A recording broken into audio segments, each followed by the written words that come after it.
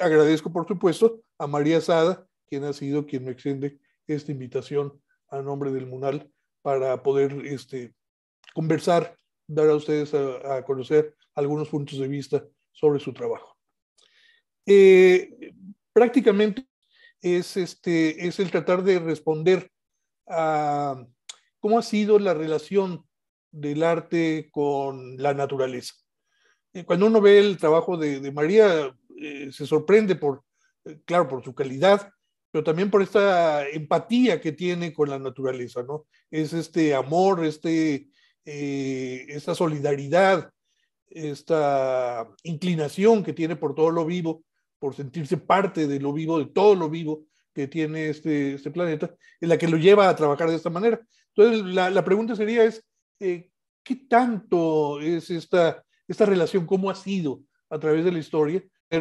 Es una parte histórica, es una parte, nos detendremos en varios momentos para ver cómo ha sido esto, ¿no? Y la segunda parte es precisamente esta calidad de trabajo que tiene María en sus pinturas, lleva a utilizar básicamente dos adjetivos calificativos para hablar de ella, ¿no? O hablamos de ella como naturalista, que es muy naturalista, o hablamos de ella como realista. Entonces, yo quisiera ya la última parte de esta intervención, brevemente tratar este tema y ver que no es lo mismo hablar de naturalismo que realismo, e incluso cómo pudieran ser hasta antitéticos las convenciones. Claro, es desde mi punto de vista, por supuesto, y no pretendo imponer ninguna opinión, ningún juicio sobre los demás. Simplemente es expresarlo como veo yo esta situación. Bien, voy a empezar con el primer tema, ver cómo se ha comportado el arte frente a la naturaleza, ¿no? Entonces, voy a compartir mi pantalla, ahí lo tienen ustedes.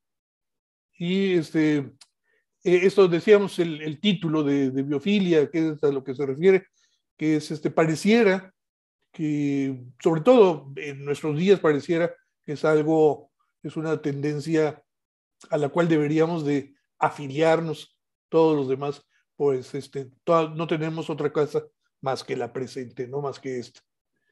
Yo siento que parte de la relación precisamente que tuvo el arte con la naturaleza, parte precisamente de este momento, ¿no? Lo que estamos viendo es el tapiz de la creación que se encuentra en la Catedral de Gerona, es una obra medieval, pero a mí me interesa presentarla porque se ve muy claro cómo en el centro está Dios Padre, el Pantocrátor, el nacimiento de Eva, las aves, los peces, etcétera, ¿no? Entonces, es muy claro en ese sentido de que hay una concepción, hay una idea de que es de lo divino, de lo que parte todo lo demás, parte toda la creación. Y de hecho, en el libro primero del Pentateuco, que es el del Génesis, leemos lo siguiente, ¿no? En el principio crió Dios los cielos y la tierra. Y dijo Dios, hagamos al hombre a nuestra imagen, conforme a nuestra semejanza, y señoree en los peces de la mar, y en las aves de los cielos, y en las bestias, y en toda la tierra, y en todo animal que anda arrastrando sobre la tierra. Y crió Dios al hombre a su imagen, a imagen de Dios lo crió, varón y hembra los crió. Y bendijo Dios y díjoles Dios, fructificad y multiplicad, y henchid la tierra, y sojuzgadla, y señoread a los peces de la mar, que está sobre la haz de toda la tierra, y sobre árbol en que no hay fruto, de árbol que dé simiente, ceros para comer, y a toda bestia de la tierra, y a todas las aves de los cielos, y a todo lo que se mueva sobre la tierra, en que hay vida, toda hierba verde, le será para comer. Y fue así. Y vio Dios todo lo que había hecho, y aquí que era bueno, en gran manera, y que fue la tarde y la mañana del sexto día. Es muy claro el mensaje que se expresa desde un principio en el Génesis. La tierra está hecha para nosotros. O sea, y nosotros estamos hechos para dominar la tierra, para señorear en la tierra, para regir en la tierra, ¿no? Entonces, No es casualidad el que tengamos esa magnífica imagen que todos conocemos, la imagen de Miguel Ángel, en donde lo que estamos viendo es la transmisión de esa divinidad, ¿no? De esa potestad que Dios le entrega al hombre sobre la tierra. Entonces, desde este momento, hay esta concepción, hay esta idea que nos va a penetrar a través del arte, y prácticamente hasta bien entrado el siglo XX, esa idea de que la tierra es algo sobre lo que nosotros podemos decidir, es algo que nosotros tenemos que dirigir, que consumir, que decidir qué es lo que sucede con ella. Sin embargo, y esto lo vamos, bueno, entonces, de acuerdo a este mandamiento, ¿cómo ha sido esa relación? ¿Cómo se ha expresado esa relación a través del arte? Bueno, antes de del Génesis, tenemos precisamente el libro del Pentateuco, no del Génesis, el libro del Pentateuco. En el arte paleolítico, que son las primeras manifestaciones que podemos llamar artísticas, tenemos esta especie de convivencia natural, a donde hombre y bestias ocupan el mismo espacio, o sea, no hay diferencia, o sea, claro, se ven las diferentes actividades de los hombres cazando a los animales, pero es algo en lo que están conviviendo uno a otro, o sea, no hay diferencia entre ese mundo de la naturaleza y el mundo de los humanos. Conforme vamos avanzando en el tiempo, vamos encontrando cómo es esta relación, ¿no? Y cómo es que el hombre depende de esa relación, el hombre depende de la naturaleza, depende para su supervivencia, depende para poder seguir adelante, depende de la naturaleza, depende de la relación que tenga con la naturaleza, ¿no? Y aquí en este mural de la Cueva de los Caballos, que es muy bonito, vemos una de las actividades con las que el hombre va a relacionarse con la naturaleza, que es la caza. O sea, aprovechándose de una cierta superioridad sobre las bestias, sobre los animales, incluso rompiendo ciertas normas o ciertos principios, como sería el cazar ciervas, que son en este caso lo que estamos viendo, y cervatillos en la parte de arriba, en la parte de abajo, cervatillos, ¿no? Que eso sería, vamos, toma cierta ventaja el hombre sobre la naturaleza. Pero no es solamente que tome ventaja, sino que también hay ciertos riesgos, hay ciertos peligros, como esta que es una de las imágenes más hermosas que encontramos, no solamente en Lascaux, sino en todo el arte paleolítico, que es esta de el bisonte herido, el bisonte que lleva ya las vísceras por fuera, pero eso no le ha impedido el poder acabar con quien lo trata de matar, con quien lo está matando, ¿no? Y luego la presencia de este pajarito que siempre causa problemas al momento de interpretar. Bueno, entonces lo que vemos en este arte paleolítico es precisamente esa convivencia del hombre con la naturaleza, cómo el hombre empieza a convivir y a sobrevivir gracias a su relación con la naturaleza. Si de ahí echamos un salto de siete botas, echamos un salto a lo que sería la región de la Mesopotamia, y nos vamos a encontrar precisamente con esta misma relación, como los hombres se hacen rodear de la naturaleza les sirve de marco al hombre, y es motivo de decoración. Entonces, hay un esfuerzo por parte de los artistas de la Mesopotamia por captar lo que sería los detalles a través de los cuales se pueden identificar, podemos saber de qué plantas son, pero nada más para hablar de ese entorno. No son el tema principal, están siempre en la parte posterior, siempre son simplemente la decoración, el aspecto decorativo de lo que sería, en este caso, una escena de Arzurbanipal en su palacio, ¿no? Esta búsqueda de detalles que permitan identificar las cosas, pues lleva precisamente en este caso, a los famosos mosaicos de Babilonia y este hermosísimo río, ¿no? O sea, son En este caso son, yo diría, son ejemplos, son manifestaciones de un realismo que vamos a estar presente en toda la historia del arte, ¿no?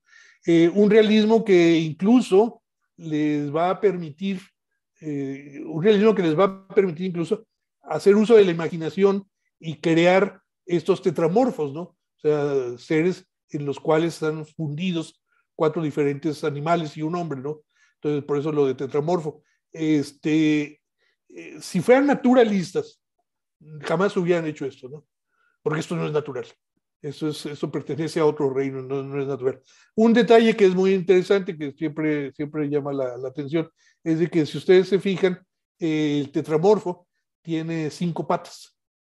5 patas cuando en realidad no es un error, no es que hayan contado mal el número de elementos que posee el tetramorfo, sino que esa quinta pata permite precisamente ver al personaje, verlo de frente, cara a cara, digamos, y ver que tiene 2 patas al frente como debe ser, como corresponde. Pero si lo viéramos de perfil, ¿sí? Lo que vemos entonces es al animal caminando, lo vemos con 4 patas. ¿Por qué? Porque la pata delantera que está más cerca a nosotros, cubre la pata delantera del otro lado, nos la obstaculiza la vista, y entonces lo que vemos es el animal caminando, ¿no? Entonces eso es el realismo, finalmente. Este realismo le permite precisamente a los artistas de esta época, de este momento, pues seguir con el realismo, pero sin embargo, aquí notamos ya algo que es interesante. A pesar de la fiereza del animal, y que es el hombre, ¿no? O sea, y el hombre sin mayor temor, sin mayor preocupación, se enfrenta a él, pues sabe que es superior, ¿no? O sea, eso es muy, muy importante. Incluso el realismo de esta naturaleza, ¿no? La leona herida de la Mesopotamia, que es una imagen de las más hermosas que hay en la historia del arte, precisamente porque vemos al animal sufriendo, entendemos que está asaeteado y cómo se va arrastrando, tratando de buscar tratando de salvarse de la situación, ¿no? Si de la Mesopotamia nos vamos a Egipto, vamos a encontrarnos casos similares. Probablemente no dependan tanto los egipcios de lo que se ve como de lo que se entiende, como en el caso de la Mesopotamia. Pero sin embargo, por ejemplo, esta mural en una de las mastabas es bastante significativo, porque vemos una serie de escenas, todas relacionadas con actividades del campo, o sea, con actividades de extracción del hombre en el campo. Vemos sembrando, vemos pescando, vemos cazando, vemos cosechando. Entonces, es claro que entienden los egipcios, entienden que hay una dependencia de ellos para con la naturaleza. Aquí vemos otra escena en el Imperio Nuevo, cómo van al mercado, ¿no? Cómo llevan al mercado frutos, animales, productos ya elaborados, como sería el pan, etcétera, ¿no? O sea, sí hay una clara conciencia de esta situación de dependencia del hombre de la naturaleza. Sin embargo, nuevamente nos encontramos con lo mismo, ¿no? Por ejemplo, es la cacería, ¿no? Y vemos cómo hay Nevamón está cazando no por otra razón, sino como deporte, ¿no? O sea, es un deporte real el poder cazar. Entonces, bueno, vemos esta actividad de la cacería, que no es otra cosa más que una explotación de la naturaleza. Y nada más para reafirmar lo que he estado comentando, estas famosas ocas de Medium, que son hermosísimas, ¿no? O sea, no se podrá negar la calidad y el realismo con que han sido pintadas estos animales, y sobre todo que hayan sobrevivido tanto tiempo a través del tiempo, ¿no? En el caso de los griegos, vamos a encontrarnos exactamente el mismo tipo de relación, podríamos decir. O sea, hay esta conciencia de que hombre y naturaleza pues, forman parte de un continuo o forman parte de una unidad, la cual es unos dependen de los otros, ¿no? Claro, en el caso del arte griego, empezamos a notar cómo se desprende la representación del hombre, se vuelve más importante la representación del hombre,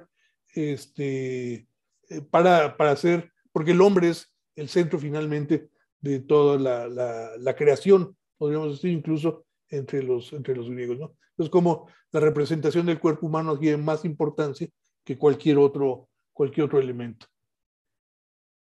Todas estas son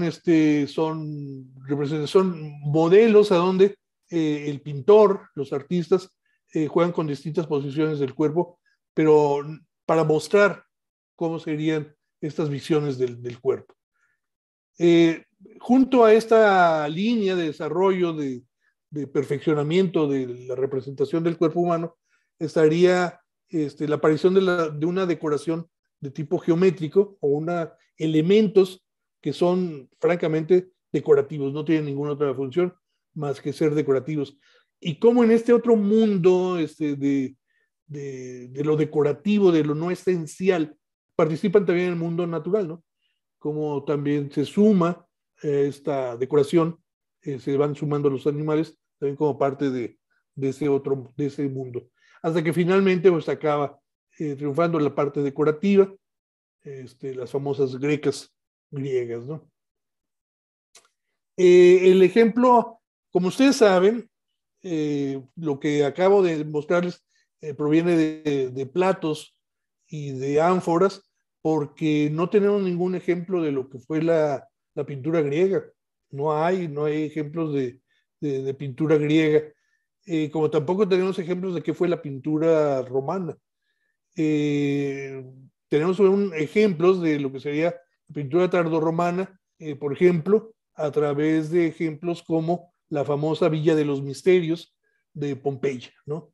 Que acaba de ser, bueno, todo el tiempo está explorando, se está restaurando y demás.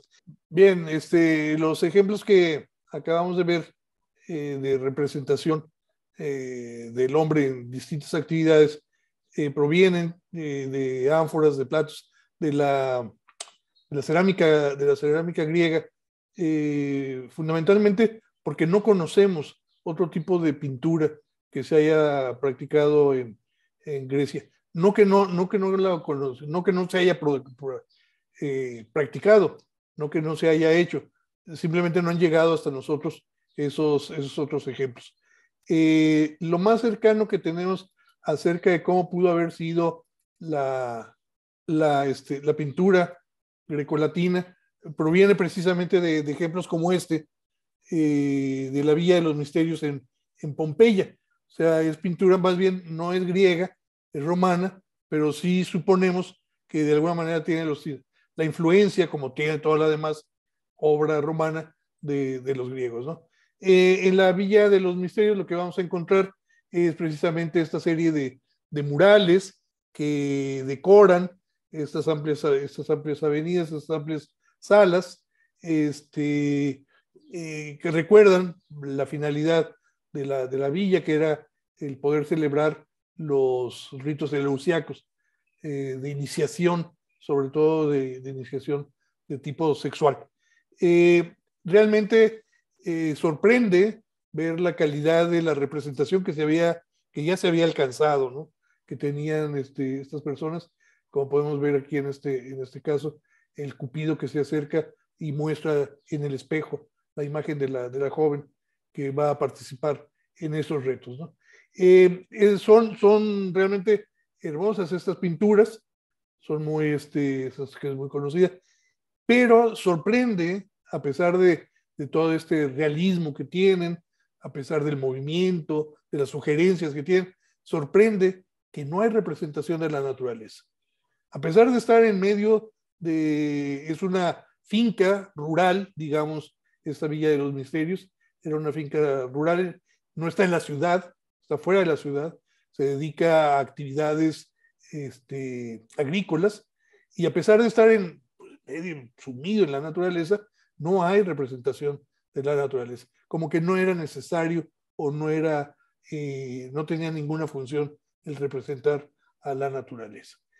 Va a pasar también otra cosa, esa no es de la época grecolatina, es más bien neoclásica, pero lo que me interesa al presentárselas es el señalar que con el mundo grecorromano va a dejar, va a tener una característica más, es de que va a convertir a la naturaleza o a los personajes principales de la naturaleza, los va a incorporar a su panteón. O sea, son dioses los que forman parte de la naturaleza, son dioses a los cuales hay que rendirles alguna especie de culto. O sea, no solamente la relación, es una relación de convivencia, en la cual unos se aprovechan de otros o se valen de otros, sino que además hay una relación ya de subordinación a la naturaleza. Pudiera parecer, es muy importante esta idea de cómo van a ir divinizando a la naturaleza. Y es importante por lo siguiente, porque a la caída, y me voy a adelantar, voy a adelantar un poco la, la plática, si ustedes me permiten, voy a adelantarme un poco para llegar a lo siguiente. A pesar de la gran capacidad que desarrollaron el mundo grecorromano, a pesar de la calidad que desarrolló el mundo grecorromano en cuanto a sus representaciones, llama la atención esa cuestión, bueno, esto que se hicieron, se forman parte de del mundo, de su panteón, de su mundo cosmológico. Sin embargo, como dice ahí, a la dispersión del Imperio Romano en el 476, esto va a tener dos consecuencias para esto que estamos tratando de seguir, de cómo ha sido la representación de la naturaleza en el arte. Y tiene por un lado, una de las consecuencias, yo encuentro dos consecuencias, una de ellas es, ahora que digo que yo encuentro esas dos diferencias, quiero hacer notar también una cuestión, las afirmaciones que yo aquí hago no tienen por finalidad simplemente ilustrar una idea, ilustrar un concepto o tratar de darle un seguimiento a esta manera de entender el arte. No son, de ninguna manera son teorías fundadas o tienen algún otro fundamento que no sea el de mi propia experiencia. Decía que la caída del Imperio Romano trae para nuestro tema dos consecuencias que para mí son graves. Por un lado, el triunfo de las ideas iconoclastas, ¿no? Que son, en otras palabras, lo que se llaman las religiones del libro, que son el cristianismo, el judaísmo y el islamismo, prohíben expresamente el uso de imágenes, ¿no? El uso de imágenes más en las iglesias y más en los rituales, prohíben el uso de las imágenes. Para el mundo occidental, esto no va a dejar de funcionar hasta el año 787 en el concilio de Nicea, en donde se va a permitir un uso moderado, un uso limitado de las imágenes, ¿no? Mientras que en el judaísmo y el islamismo persiste la prohibición de usar imágenes. Esto obviamente tiene como consecuencia el que todo esto que venía dándose en el mundo grecorromano de representación realista va a sufrir, si no un retroceso, sí un detente, ¿sí? Hay un detente, hay una especie de congelamiento de todo este conocimiento, de todas estas habilidades que ya había. Igualmente se va a perder como segunda consecuencia, se pierde esa unidad de la representación, ¿no? O sea, había una cierta unidad, había una cierta manera de representar las cosas que se va a perder con la dispersión del Imperio Romano. Las primeras manifestaciones que encontramos ya después de este momento del 476, para hacer el arte, lo que se llama el arte paleocristiano, o el arte cristiano, en donde se van a empezar a combinar ya no solamente esta idea de seres divinos, sino más bien de símbolos. Las imágenes van a ir acompañadas de símbolos, como sería este caso de este Pantocrátor, que es el dibujo es muy bonito, el dibujo es muy fino, es muy bien hecho, pero lo importante es hablar de esta idea del Pantocrátor, no el Pantocrátor en sí mismo, ¿no?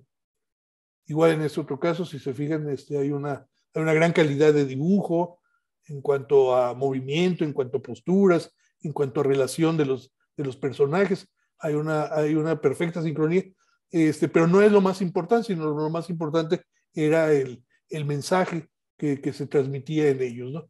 Y así lo vamos a ver conforme va desarrollándose el arte paleocristiano, va a ir dando cada vez más, concediendo mayor importancia a lo que sería el mensaje, a lo que sería el símbolo, más que su representación. Y a pesar de que tenemos ejemplos como Jesús y su rebaño, que es una imagen verdaderamente extraordinaria, ¿no? Es un mosaico hermosísimo, el que estamos viendo, y incluso hay una intención de ubicar a este Jesús dentro de un medio natural, ¿no? Vemos las rocas, vemos a las ovejas ahí alrededor de Jesús en diferentes posiciones, ¿no? Bueno, a pesar de todo esto y a pesar de que se logran representaciones como este otro Pantocrátor, que siempre son en mosaico, el cambio, lo que llamamos ya la entrada a la Edad Media, viene más que un retroceso, insisto, en un congelamiento, ¿no?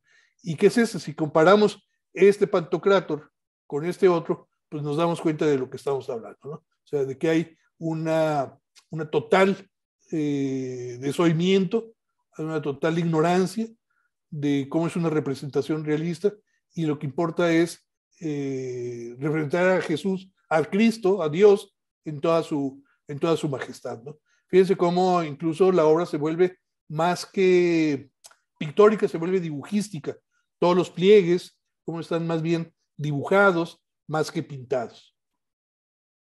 Y eso lo vamos a ver en diferentes, cada vez que aparece la manifestación del Pantocrátor, lo vamos a ver representado casi prácticamente de la misma manera. Y ese hieratismo de las imágenes se hace para que siempre se reconozca de qué personaje estamos hablando, ¿no? O sea, se sepa que estamos hablando de Jesús, estamos hablando de Dios Padre, y no mueva el buscar a quién se parece, no mueva a lo que sería la idolatría.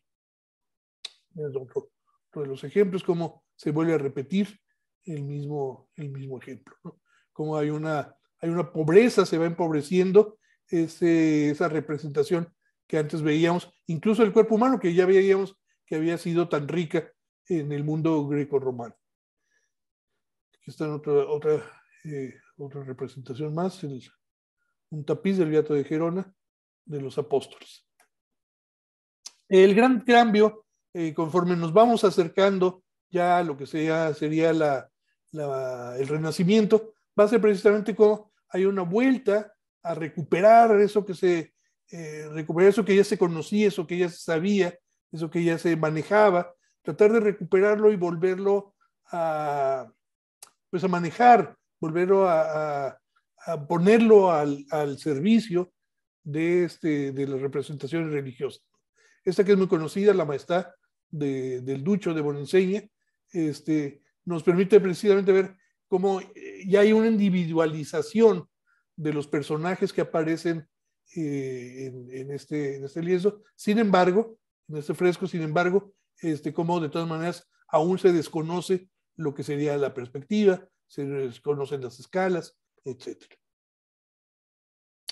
Un caso que es verdaderamente paradigmático, que es el que permite seguir adelante con este mismo discurso, es el de Giotto.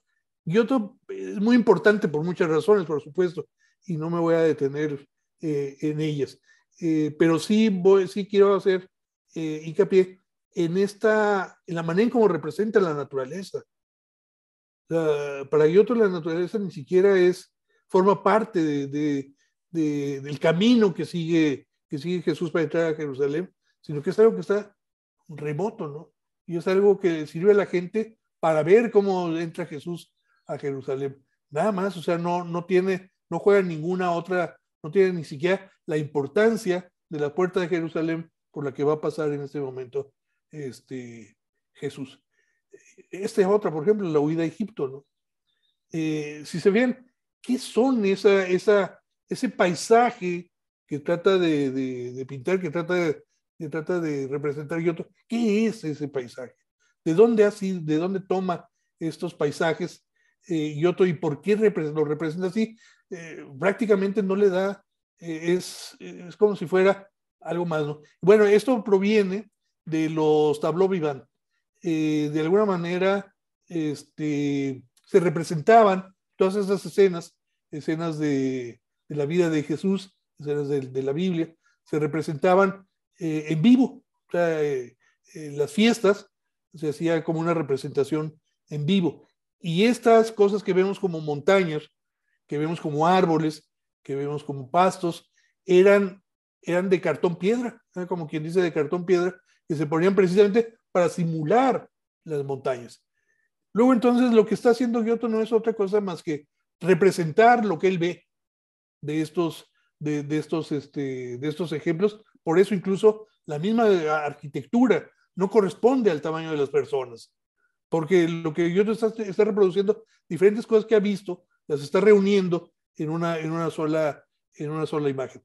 Lo interesante es cómo no tiene ningún empacho en decir que lo que está detrás, lo que está del telón de fondo, no es otra cosa más que una falsedad, ¿no? Una cosa artificial. Luego entonces no hay ninguna preocupación por representar la naturaleza. Muy distinto es este otro tipo de representación, también medieval, ya del 16, y perteneciente no a la cultura italiana, sino inglesa. La dama y el unicornio. Lo manejo ahorita en este momento porque quiero señalar dos cosas. Uno, también la pobreza que tiene la representación de la naturaleza. Es lo mismo. Pero aquí la naturaleza juega un papel muy importante. La naturaleza está rodeando a la escena principal, que es la dama y el unicornio. Y además cada una de las flores, cada una de las plantas tienen un lugar específico dentro de la composición y por lo tanto en este caso sí es una pintura naturalista porque está representando las cosas como son al natural. No es realista, es naturalista. Está presentando sobre todo esta abundancia de naturaleza que representa. Entonces aquí sí hay una mayor conciencia del papel que juega la naturaleza o de que el hombre está dentro de la naturaleza. Lo mismo se va a manifestar, sobre todo en los márgenes de los libros de horas, de los libros miniados. Ahí es donde se va a refugiar mucho del conocimiento que se tenía acerca de la representación del cuerpo.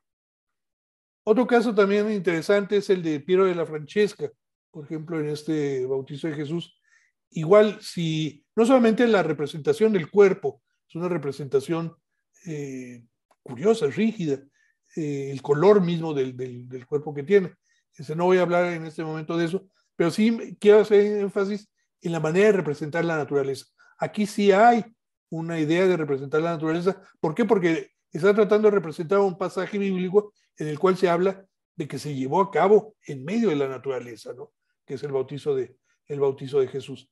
Sin embargo, esta naturaleza le merece cuidado en el árbol del frente, del primer plano, pero en la parte de atrás lo que vemos es otra vez lo mismo, o sea, vemos una desolación que no es cierto que pudiera haber sido de esa manera, ¿no? Igual en este caso lo importante en este caso es la resurrección. No importa dónde es o cómo es, en qué momento se da. Y si nos fijamos en la calidad de la representación de los soldados que están dormidos en la parte de abajo en el Jesús triunfante que está saliendo de la tumba, lo comparamos la calidad de esta representación con la de los árboles, por ejemplo, pues nos vamos a dar cuenta de que realmente no había mayor interés en tener una representación más fina de esa naturaleza. Y finalmente esta más que viene a reafirmar o viene a confirmar lo que he estado diciendo, ¿no? Son imágenes, la naturaleza es pobre en cuanto a su representación. De hecho, ni siquiera es una representación, es una invención lo que estamos viendo en este caso, ¿no? Lo mismo podríamos decir en el caso de Botticelli, su pintura, en esta, que es la tercera escena de una serie de paneles de Daily Nesty.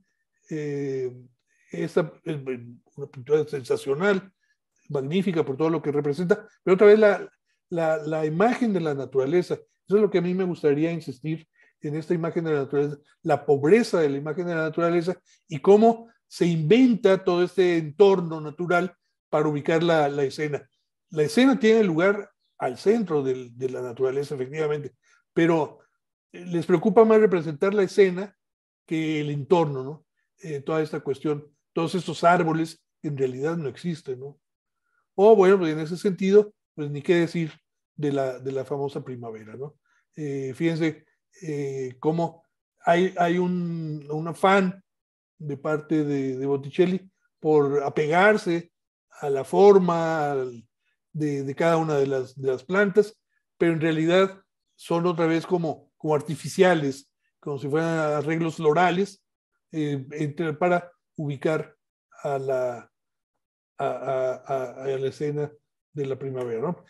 Igual está el paisaje, en la parte de atrás, el paisaje también que está ahí porque era necesario para darle la profundidad necesaria a la pintura, pero es un paisaje que no tiene mayor relevancia, no tiene mayor importancia, no participa incluso de la narración de la Anunciación, ¿no?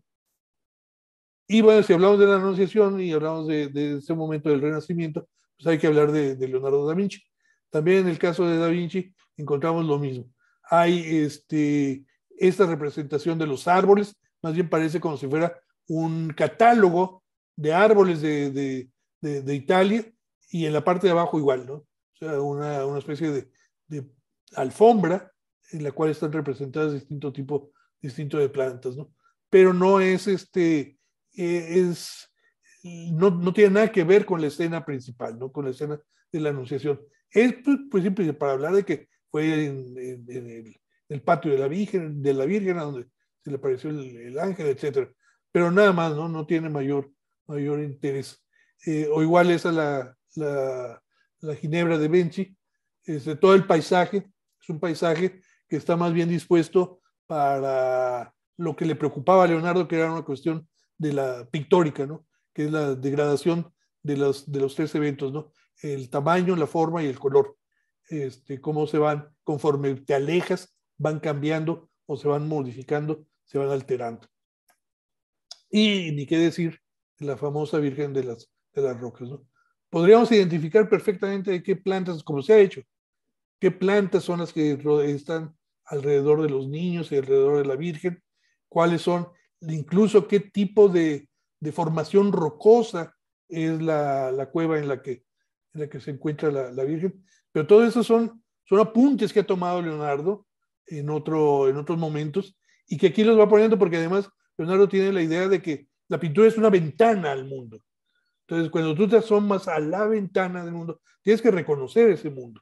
Entonces, por eso todas esas cuestiones tienes que conocer lo que es el mundo. No le interesa nada la naturaleza, ni el respeto a la naturaleza, ni nada de eso estaba presente, obviamente, en este momento. Probablemente esta sea la imagen más perturbadora, si no de este momento de la historia de la pintura, sí de toda la historia, ¿no? Es una pintura sensacional de Giorgione, esta de Tempestad. Y es tremenda porque no se sabe qué es, ¿no? O sea, no se sabe la historia, el tema que tiene es totalmente críptico, ¿no? O sea, es muy, muy, muy complicado entenderlo. Esa mujer que está amamantando por un lado, desnuda, en medio del camino, el guardia que le está observando, y luego atrás la tormenta, ¿no? La ciudad que va a caer en tormenta. Pero lo importante en este caso es no solamente toda esta oscuridad que tiene la pintura, que la hace muy interesante, sino lo que es interesante es cómo la naturaleza, en este caso, aquí sí, y sobre todo la tormenta, está participando precisamente de ese misterio de la pintura. Quiero decir, en casos como este, podemos notar que empieza a haber una conciencia de parte del pintor para hacer que también el entorno natural tenga que ver con el tema que se está tratando. No sé, dígase, por ejemplo, en este caso, el Veronese, ¿sí? Y su rapto de Europa. Fíjense cómo hay una serie de espacio que se abre, es un espacio que se abre en la naturaleza para que nosotros, en un espacio en el bosque, para que nosotros observemos cómo es que se está consumando el rapto de Europa, ¿no?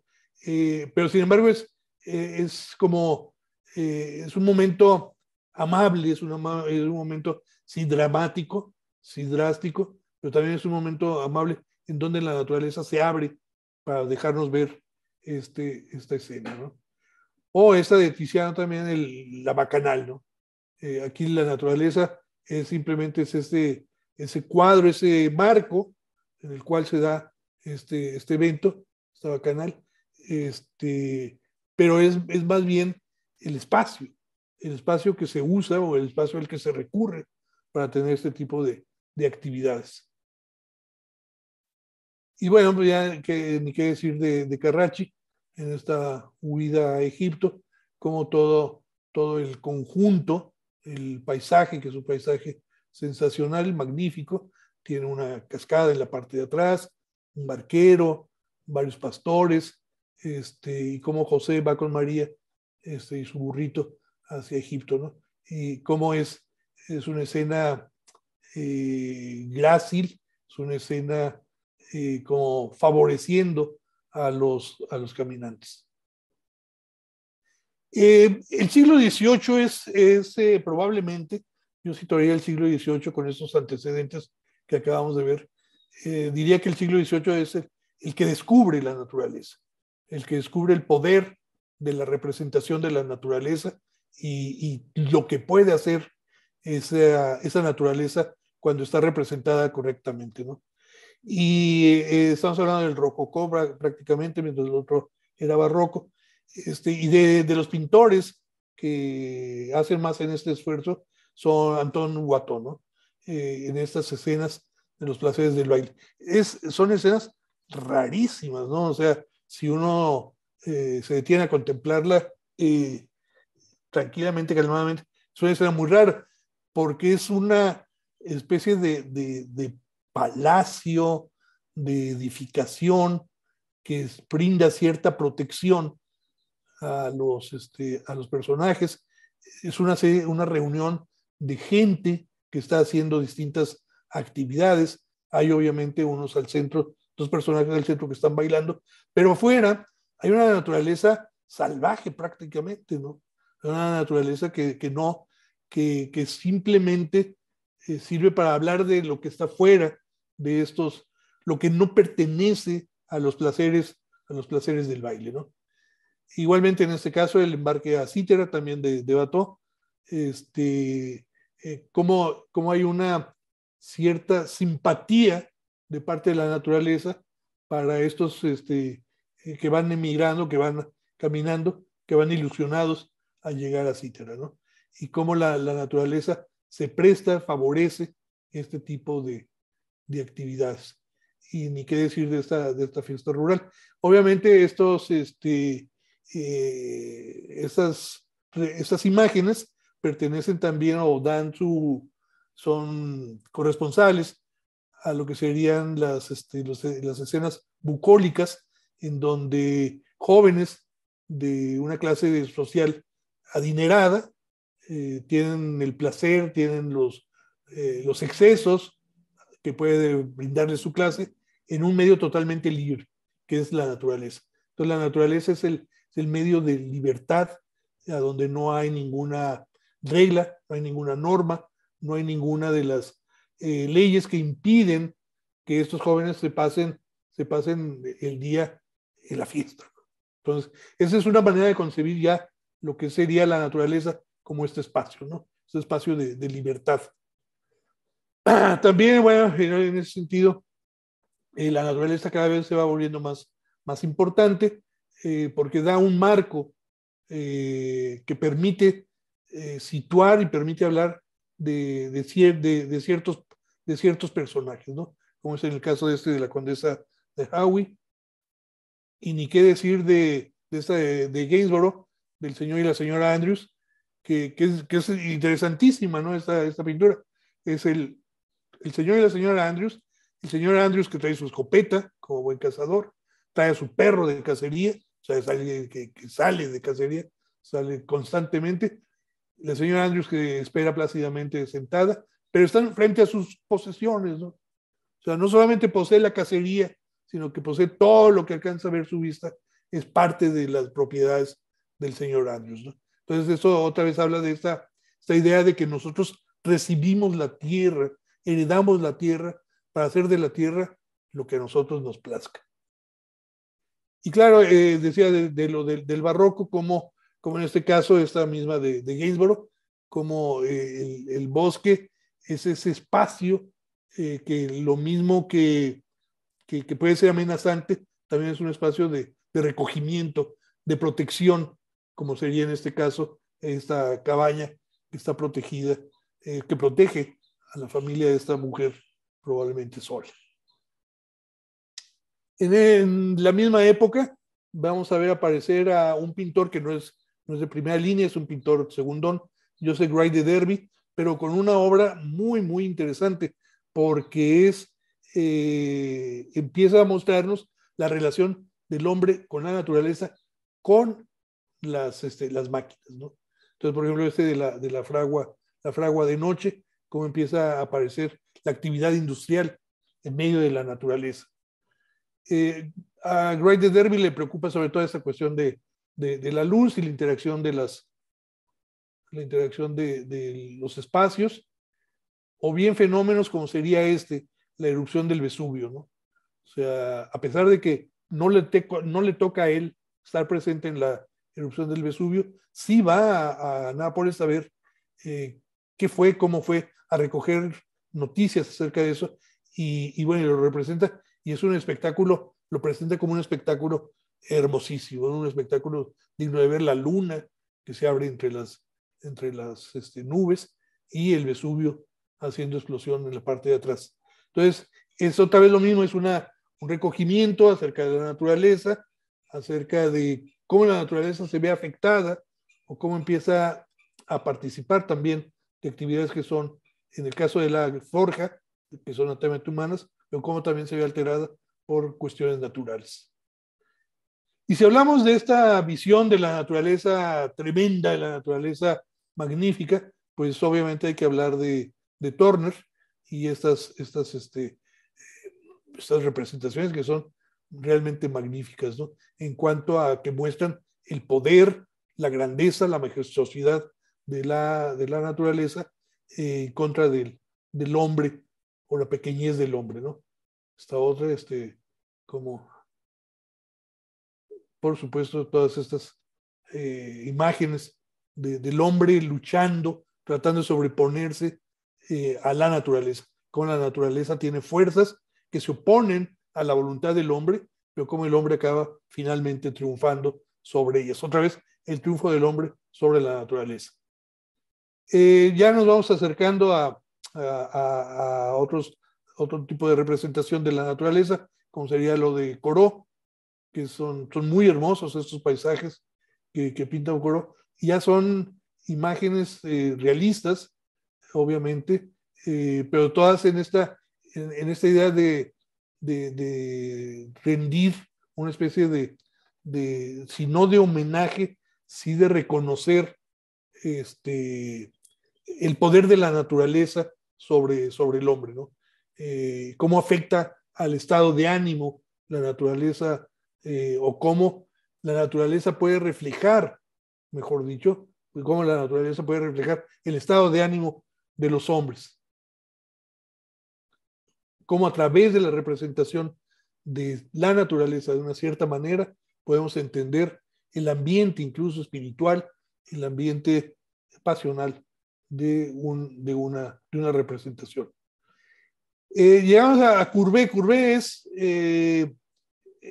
muy interesante el trabajo de Courbet, y ahorita veremos por qué. Yo diría que Courbet es el único que hay que reconocer como realista, en cierto sentido. Ahorita veremos por qué. Esos son los retratos de Courbet. Tiene esta obra que es realmente esencial para entender lo que estamos tratando para mi discurso. Es el estudio del artista. Tiene muchas lecturas el estudio del artista. Es una obra magnífica, una obra sensacional, enorme, esta pintura de Courbet. Pero me interesa llamar la atención sobre el centro de la pintura. Que vemos a Courbet mismo pintando, ha recorrido un velo que cubría la pintura. O sea, es como si estuviera quitando el pasado y empieza a pintar un paisaje. Hay un niño que lo observa, que es la enseñanza de la juventud de cuál es la verdad, cuál es el camino, le está enseñando cuál es el camino, y atrás de él hay una mujer semidesnuda que es la verdad desnuda. Entonces la pintura es, Courbet cree que el arte ha obstaculizado, ha ocultado la verdad, y que el arte debe de quitar todas esas pretensiones, todas esas representaciones que ocultaban la verdad. Hay que pintar de acuerdo a la verdad. ¿Y cuál es la verdad? La verdad es la de la naturaleza, ¿no? La verdad es lo que está ahí en la naturaleza, y eso es lo que hay que ir a pintar, para quitarnos, como limpiar los ojos de todo lo que traíamos atrás y poder entender que esta es la realidad, la única realidad que puede pintar la pintura. En ese sentido, es de que es realista. En el sentido de, por eso se le conoce a Courbet como el padre creador del realismo, por esa insistencia en que hay que trabajar con lo real. Olvidarse de los estudios, que lo único que hacen los estudios es oscurecer la realidad, tapar la realidad, y acudir a donde está la realidad, que es la naturaleza. Ese es el nuevo espíritu de pintura que va a prevalecer a partir de Courbet. Y bueno, es algo de lo que participa en él pintores tan extraordinarios, tan capaces, como sería Constable, que también habla de esta majestuosidad de lo que sería el paisaje, y siempre el paisaje en interacción con el hombre, ¿no? O sea, siempre para poder establecer la escala de lo que vemos, para poder entender cuál es esa relación entre el hombre y la naturaleza, aparecen estos personajes, ¿no? O que es uno de los más famosos de Constable, el Carrodeno, ¿no? Que es un paisaje, es una imagen de un mundo imposible totalmente, ¿no? Un mundo que jamás veríamos, en donde hay toda una recapitulación, hay toda una reflexión acerca de la naturaleza y el hombre en ella. Igualmente importante en este sentido es el alemán Friedrich, que también es una pintura muy emocional, una pintura muy espiritual, de unión, de reflexión, de simpatía por la naturaleza, más que de simpatía, de admiración por la naturaleza. Esta de Friedrich, que es muy conocida, que es el caminante ante el mar de nubes, ¿no? Como en la cumbre de una montaña, ve cómo se extiende todo lo demás, como si fuera un mar embravecido, ¿no? O esta otra también de Friedrich, que es la salida de la luna sobre el mar. Estos personajes que están situados, están viendo, están contemplando el efecto de cómo nace la luna sobre el mar, y luego los barcos que juegan también un papel simbólico, ¿no? La lejanía, lo desconocido, lo que no es accesible, Todo eso es realmente extraordinario en el caso de estos pintores. Una más de Friedrich, que es La razón de Unterwalter, que está el personaje, está aquí en la esquina, aquí está Unterwalter, y ese es una noche sombría en un bosque tupido, en un bosque cerrado, pero como la luna aparece y permite precisamente contemplar la grandiosidad de la creación. Ya dando el salto al siglo XX, en este mismo sentido de sentirse identificados con la naturaleza, pues tendríamos a Franz Marc, por supuesto, con sus caballos azules. Acuérdense que Franz Marc es del movimiento Blau Reiter, el jinete azul, y esta otra del molino encantado de Marc, ¿no? Más que una simpatía, hay una especie de unión entre el hombre, los ojos del artista y la naturaleza. Y llegaríamos finalmente a Monet, que sería, para muchos podríamos pensar, no digo que no haya que admirar el trabajo de Monet, ¿no? Ni que no hagamos caso omiso de la calidad del trabajo de Monet, por supuesto que no, de ninguna manera. Pero Monet no pertenece a esta línea, no pertenece a esta línea de admiración, de subyugación, de sentirse apabullado por la majestuosidad de la naturaleza. No, a él le interesa la naturaleza por otras muchas razones, ¿no? Le interesa por ver cómo interactúa la luz con las cosas, que finalmente ese es el gran mérito de los impresionistas, o de buena parte de los impresionistas, que es eso, el descubrir cómo las cosas interaccionan en un medio ambiente, ¿no? Cómo el espacio, de alguna manera, afecta la percepción que tenemos de las cosas. Y en ese sentido no tiene nada que ver con lo que es tratado de hablar a lo largo de este tiempo, ¿no? Vamos a ver ya rápidamente otros artistas para tocar el último tema, que es esto del realismo y el naturalismo. Hay otros artistas que tienen esta misma admiración por lo grandioso, por lo majestuoso que es la naturaleza, como sería el norteamericano Church, que es de la escuela del río Hudson, con este río, el Niágara, o estas otras. Church viajó mucho tiempo por Centro y Sudamérica, haciendo paisajes, Nicaragua, Honduras, toda esta parte, y de ahí es de donde trae este tipo de pinturas, temporada de lluvias en el trópico. Vuelvo a llamar su atención sobre los personajes que están en la parte de abajo, a la derecha, en el ángulo, para darnos una idea de qué es lo que él trata de decirnos, cómo hay que sentir, cómo hay que percibir, cómo hay que mostrarse frente a la naturaleza, ¿no? O esta otra de Nubes sobre Lana, también de Church, esa fuerza, esa pastosidad de la pintura, de las nubes, cómo las sentimos como algo que abraza al ambiente, ¿no? Que está rodeando, pero rodeando físicamente, no espacialmente, sino rodeando realmente a esta la Olana, la nube, la tierra. Otro de ellos es Alfred Bierstadt, que también es un pintor alemán, que se forma en Estados Unidos. Vean nada más qué pintura tan grandiosa, ¿no? Qué manera de ver el mundo como si fuera la primera vez que se viera, ¿no? O sea, se siente uno arrobado ante esta naturaleza, ¿no? El gigantismo de la naturaleza.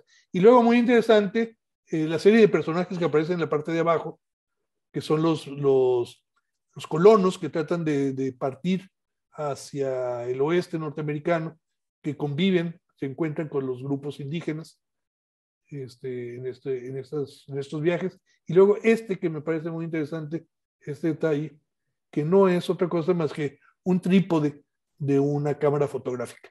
Bierstadt también llegó a tomar algunas de las fotografías de sus pinturas, ¿no? Que son verdaderamente extraordinarias, ¿no? Es una manera de ver verdaderamente, se sentía, me imagino, cada vez que se paraba frente a esos paisajes, se sentía completamente robado, se sentía transformado precisamente en el primer humano en ver ese tipo de de paisajes, ¿no?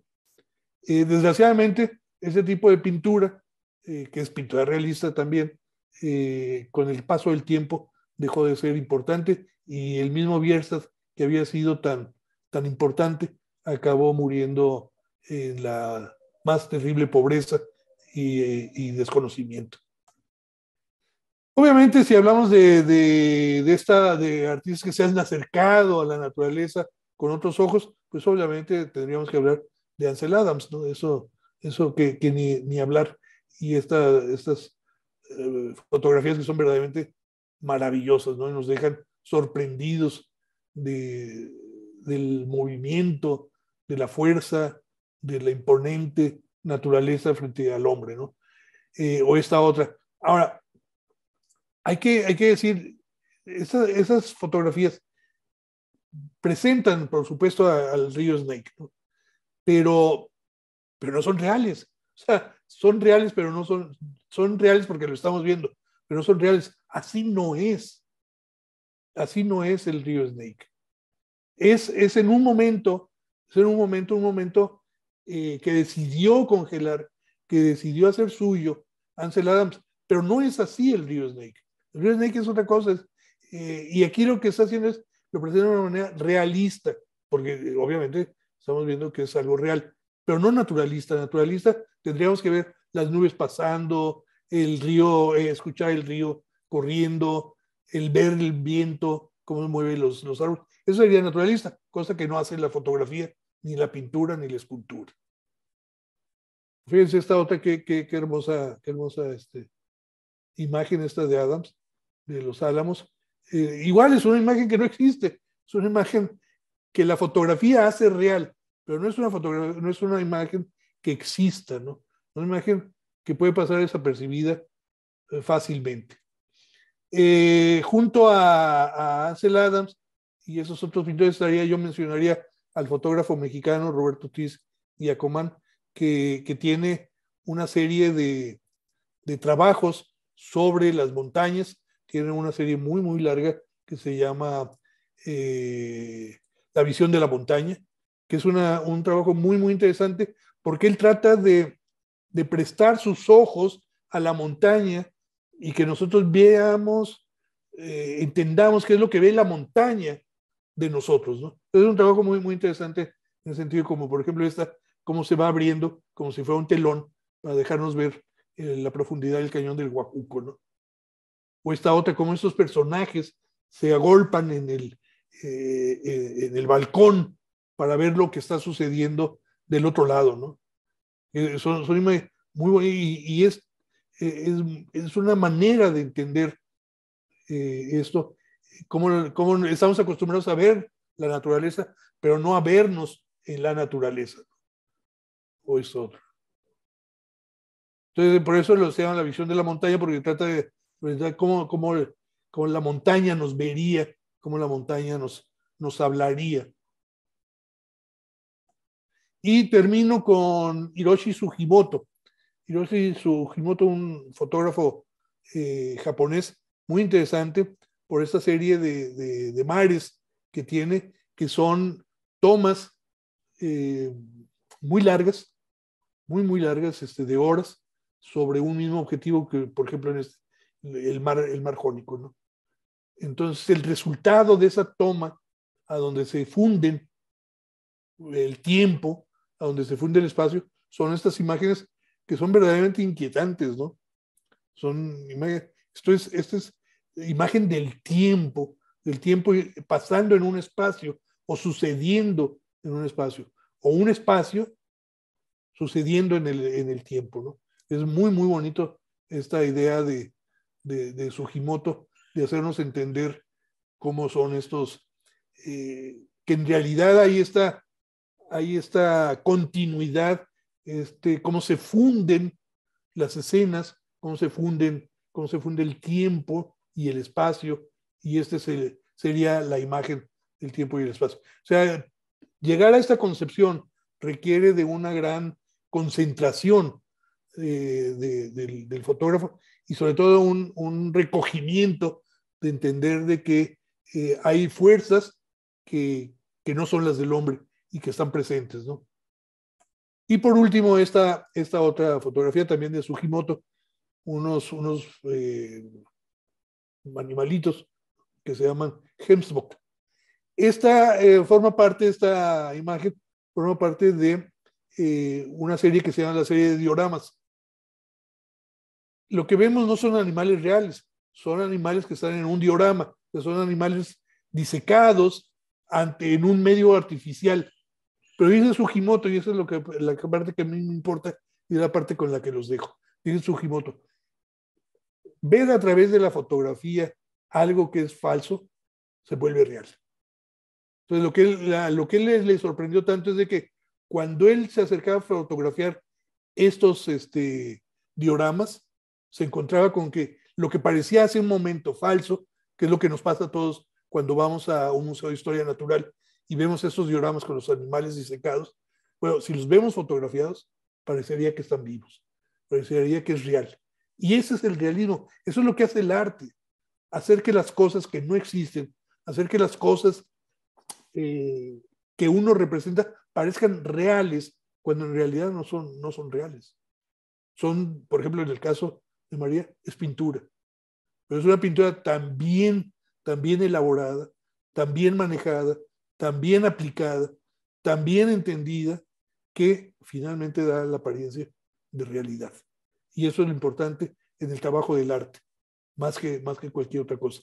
El podernos mostrar cómo son las cosas reales. Muchas gracias.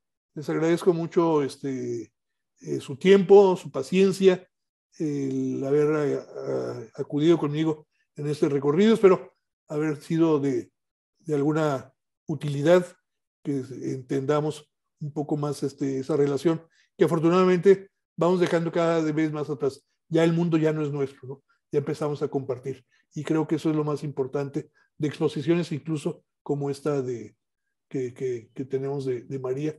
Eso es lo importante de ese tipo de exposiciones. Nuevamente se los agradezco muchísimo al MUNAL, al personal del MUNAL, el haberme invitado y el haberme tenido la paciencia para realizar esta grabación. Muchas gracias.